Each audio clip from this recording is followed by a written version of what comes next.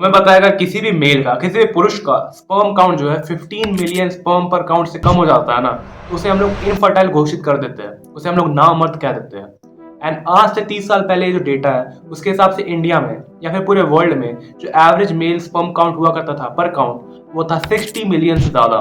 And आज पता है ये कितना हो चुका है? 20 मिलियन स्पर्म्स पर काउंट, यानी कि सिर्फ इनफर्टाइल होने से 5 मिलियन स्पर्म काउंट आगे हैं हम लोग। एंड अगर तुम एक छोटी सी गलती करते हो तो तुम्हारा खेल खत्म हो सकता है कि तुम इनफर्टाइल हो जाओ आगे आने वाले सालों में।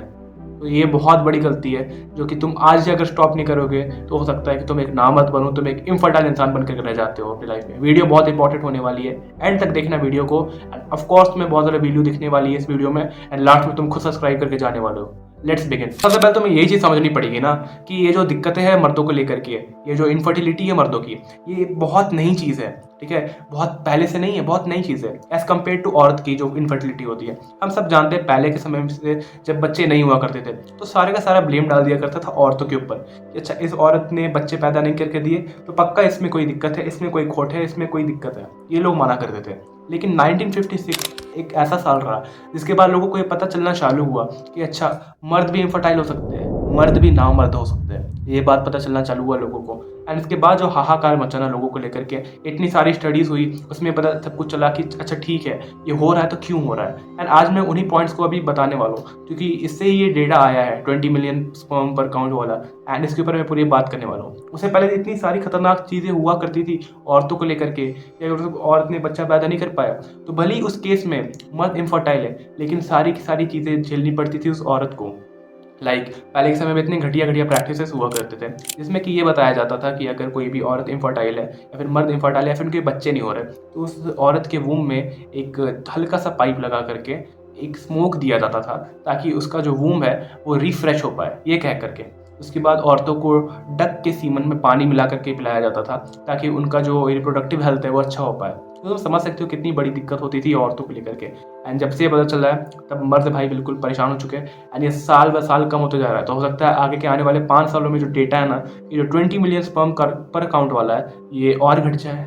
ये हो सकता है कि 17 पहुंच जाए, 16 पहुंच जाए, 15 तक पहुंच जाए। एंड हो सकता है कि तुम इन चीज़ों का ध्यान नहीं रखते हो तो तुम आगे जा करके इनफर्टाइल बन जाओ। तो स्टार्ट करते हैं पॉइंट नंबर 1 से। ये एक ऐसा पॉइंट है ना जिसे तुम खुद कंट्रोल नहीं कर सकते हो। ये होता है अरेंज मैरिज को लेकर के। अब तुम कह रहे हो कि तुम खुद कंट्रोल नहीं कर सकते हो, क्यों? ये तो मेरी चॉइस है ना मैरिज करनी।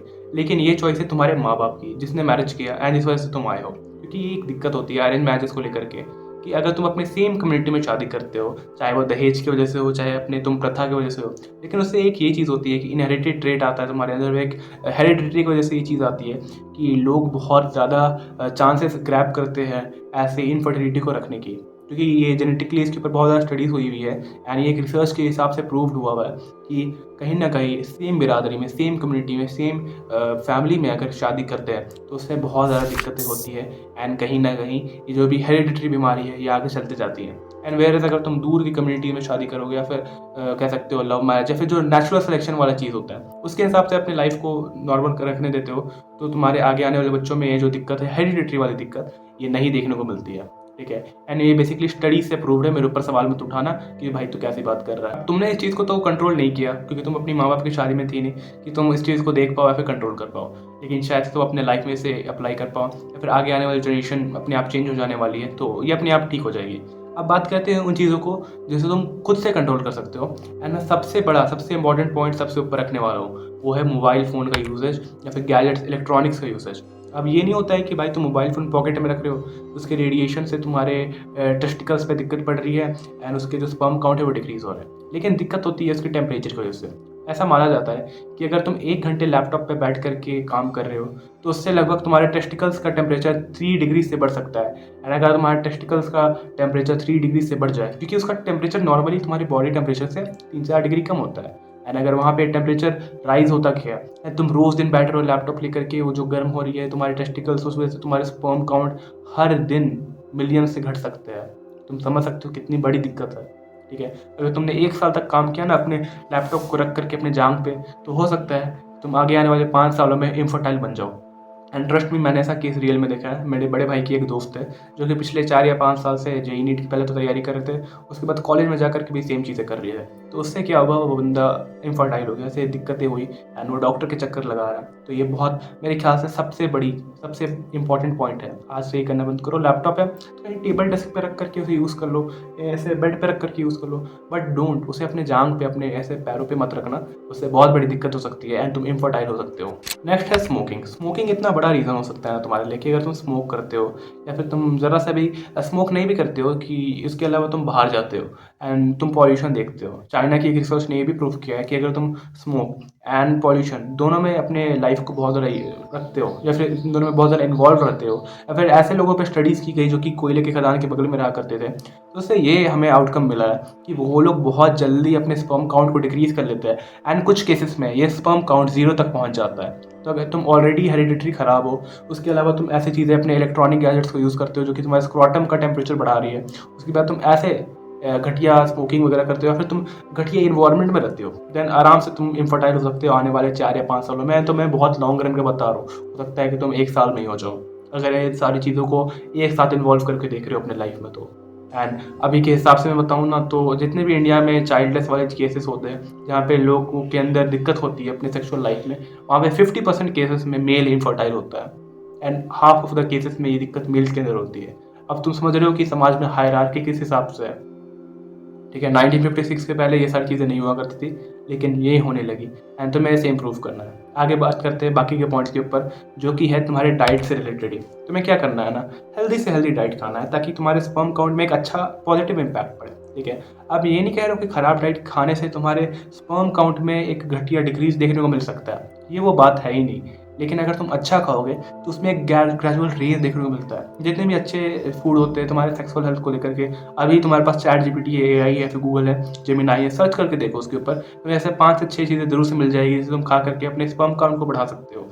उन चीज़ों को डेली कंज्यूम करना चालू करो। मेरे ख्याल से वो डार्क चॉकलेट वगैरह, एवोकाडो वगैरह सजेस्ट करते हैं तुम्हें, तो उसे तुम डेली तो खा नहीं सकते हो, महीने में एक बार, हफ्ते में एक बार, कभी कभी अपने सेक्सुअल हेल्थ को लेकर के चिंतित हो जाया करो एंड खा लिया करो ताकि उस चीज़ को तुम अच्छा कर पाओ time to time. Next point है प्रोक्रिएशन को लेकर के। अब प्रोक्रिएशन में बेसिकली होता क्या है, हमारे हिसाब से, एवोल्यूशन के हिसाब से हमारे लिए 2 ही चीज़ें बहुत इंपॉर्टेंट है। एक होता है हमारे लिए सर्वाइवल, कि हम लोग सर्वाइव कर पा रहे हैं। दूसरा हमारे लिए होता है कि हम लोग प्रोक्रिएट कर पा रहे हैं, यानी कि अपने बच्चे को पैदा कर पा रहे हैं, रिप्रोड्यूस कर पा रहे हैं, अपने जीन लाइन को, अपने खानदान को आगे बढ़ा पा रहे हैं। ये हमारा 2 बेसिक रीज़न होता है कि हम लोग अर्थ पे रह रहे हैं। और फिलहाल हमारा सर्वाइवल का जो चीज़ है ना, वो ऑलमोस्ट कंप्लीट हो चुका है। हमें कोई भी दर बदर भटकना नहीं पड़ता है सर्वाइवल के लिए। ठीक है, इस वजह से जो हमारा हेल्थ है उसमें हमें सर्वाइवल को लेकर के दिक्कत नहीं पड़ती है।